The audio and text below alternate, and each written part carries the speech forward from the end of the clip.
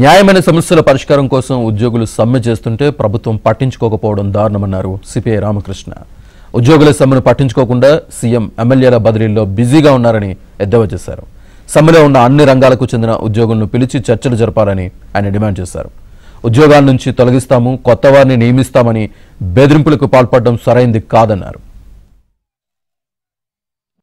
వాళ్ళ లక్షలాది మంది అతి తక్కువ వేతనాలకు పనిచేస్తున్న వారు, స్కీమ్ వర్కర్లు, వాళ్ళు తమ న్యాయమైన డిమాండ్లు పరిష్కారం చేయాలి అని వారు సమ్మెకు దిగితే నువ్వు కనీసం వాళ్ళతో మాట్లాడవు. పైగా నేను ఒక మెయిన్ అధికారి కూడా ఒక ఆయన చెప్పాడట, సార్ అంతా ట్రాన్స్ఫర్స్లో క్యాండిడేట్ సెలక్షన్లో ఉన్నాడు, ఇప్పుడు మీరు సమ్మె చేస్తే ఎట్లా అని. అంటే ఇప్పుడు పార్టీ అధ్యక్షుడు అనే అది, అదేవిధంగా నువ్వు ముఖ్యమంత్రి అనేది ఒకటి. పరిపాలనా పరంగా ముఖ్యమంత్రిగా నీకు ప్రధాన బాధ్యత ఉంది, ఈ సమస్యలు పరిష్కారం చేయాలి.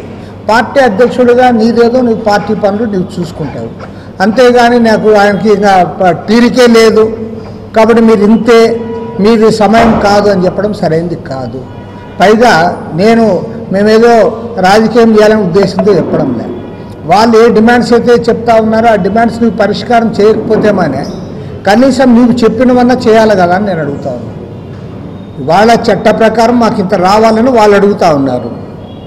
ఓకే, అది చేయలేకపోవచ్చు. కనీసం ముఖ్యమంత్రిగా లేదా ప్రతిపక్ష నేతగా నువ్వు ఏదైతే చెప్పావో ఆ చెప్పిన దాన్ని కూడా నువ్వు చేయకుండా ఇది చేయడం అనేది సరైనది కాదు. దాన్ని తీవ్రంగా తప్పుపడతా ఉన్నాము. ముఖ్యమంత్రి గారిని డిమాండ్ చేస్తూ ఉన్నాం, తక్షణమే ఎవరైతే వాళ్ళ సమ్మెలో ఉంటా ఉన్నారో వాళ్ళందరినీ కూడా పిలిపించి ఒక అర్ధ రోజు హాఫ్ డే దానికోసం కేటాయించి ఈ సమస్యలన్నీ పరిష్కారం చేయాలి. వారందరూ కూడా విధుల్లోకి చేరేటట్టు చేయాలి. బెదిరింపుల ద్వారా వాళ్ళు ఏదో భయపెడతాము, ఇవాళ 5వ తేదీ, ఈరోజు 5వ తేదీలోగా మీరు అంతకు పోకపోతే అందరూ కూడా ఇది చేస్తాం, కొత్త వాళ్ళు చేస్తామంటే సరైనది కాదు. నువ్వు చెప్పింది ఏమని అడుగుతూ ఉన్నారు వాళ్ళు. నువ్వు చెప్పింది చేయకుండా తప్పు నీ దగ్గర పెట్టుకొని వాళ్ళదేదో తప్పనట్లు నువ్వు మాట్లాడుతూ ఉన్నావు. వాళ్ళ సుప్రీంకోర్టు ప్రకారం 26,000 ఇవ్వాలి, అది ఇవ్వకపోతే కనీసం నువ్వు చెప్పావు కదా తెలంగాణలో కంటే 1000 రూపాయలు అదనంగా ఇస్తానని, దాన్నైనా చేయాలి కదా.